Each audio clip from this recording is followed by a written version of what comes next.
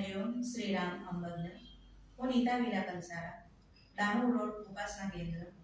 આજે હું તમને આપણા કેન્દ્રમાં કે બાપુના હરિગુરુગ્રામમાં આપણે એમ કહીએ કે આજે બાપુ આવેલા કે બાપુ નથી તો હું નથી આવવાની, આમ તેમ આપણાને કહે છે.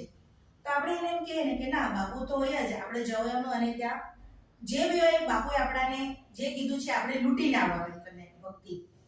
તો એ હિસાબે અમે આપણા બાપુએ આપણાને 2023માં બાપુએ આપણાને અનિરુદ્ધ ચાલીસા દરેક કેન્દ્રમાં કીધેલું કે આ વર્ષથી આપણે દરેક કેન્દ્રમાં અનિરુદ્ધ ચાલીસા પઠન રાખવાનું. એ હિસાબે અમે દાણુ ગુજરાતી ઉપાસના કેન્દ્રમાં અમે પઠન રાખેલું.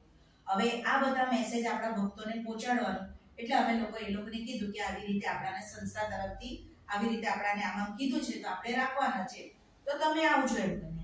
તો એ લોકો એમ કે તમે બાપુ આવવાના છે કેમ? તો મેં એને કીધું ના, બાપુ તો નથી, પણ બાપુ હોય ત્યાં, બાપુ ત્યાં કેન્દ્રમાં નથી આવવાના, પણ બાપુ હોય ત્યાં એમ કરીને એમ મેં એ લોકોને કહ્યું. તો તેવો જ આ અનુભવ મને થઈ ગયો. મારો એક હાથ બહુ દુખતો હતો કે આમ પણ નહીં થતો હતો.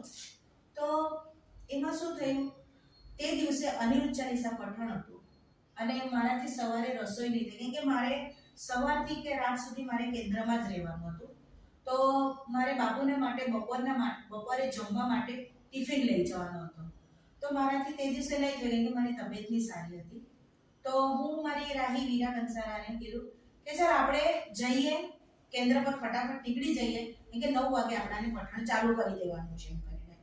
તો અમે લોકો ગયા, ત્યાં શ્રદ્ધાવાન બી હતા, અમે બધા મળીને બધું કેન્દ્રનું કર્યું, બતાવ્યું, અને જે હાજર હતા એ અમે બરાબર 9 વાગ્યા એટલે પહેલી બેચે અમે લોકો બેસી ગયા અને અમે પઠણ ચાલુ કરી દીધું.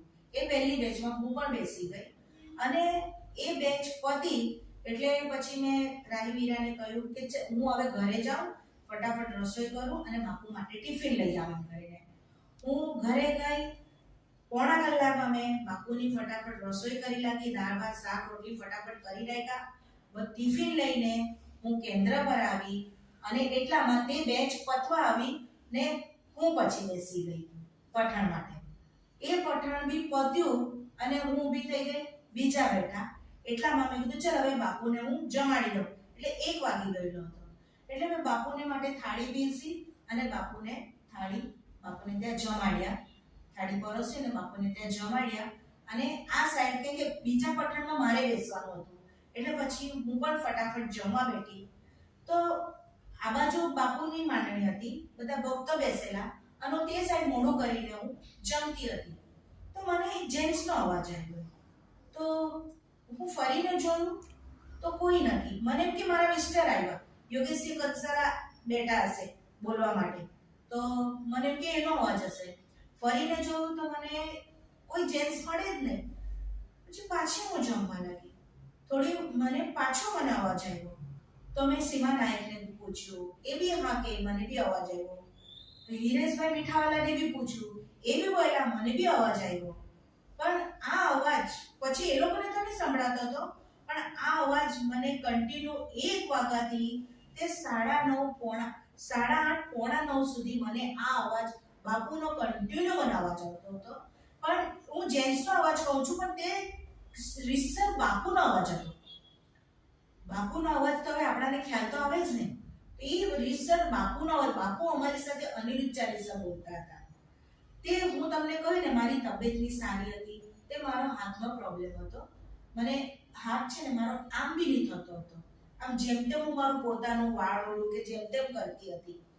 તો એ અનિરુદ્ધ ચાલીસા પઠન કરતા કરતા મેં બાપુ સાથે સંવાદ કર્યો કે બાપુ મારો હાથ બહુ દુખતો છે. એમ કરતા મારી આંખમાં બી પાણી આવી ગયા, કેમ કે મને અહીંથી તો અહીં સુધી એટલી મને કળ મારતી હતી કે મને તે ટાઈમે સહન બી નહીં થતું હતું, એટલી મને કળ મારતી હતી. એ બાપુ સાથે મેં સંવાદ કર્યો, અમે ત્યાં બધું થઈ ગયું, અનિરુદ્ધ ચાલીસા પઠણ આ તે બધું થઈ ગયું. ત્યારની ઘડી તે આજનો દિવસ સુધી મને કોઈ ત્રાસ નહીં મળે. આ મારો હાથ એકદમ જો વ્યવસ્થિત છે. તે ટાઈમે મારો ખાલી હાથ આમ જ હતો, આમ પણ નહીં થતો હતો, એટલી હું તકલીફમાં હતી. આજે મારા બાપુએ મને આટલામાંથી જ મારું એટલું સરસ કરી નાખ્યું કે આપણે કહીએ ને કે બાપુ ત્યાં હોય કે એમાં પ્રવચનમાં નહીં આવે તો ને આપણે કઈ ઉપાસનામાં આપણે કઈ બી રાખીએ તો બાપુ આવશે. બાપુ આવે જ.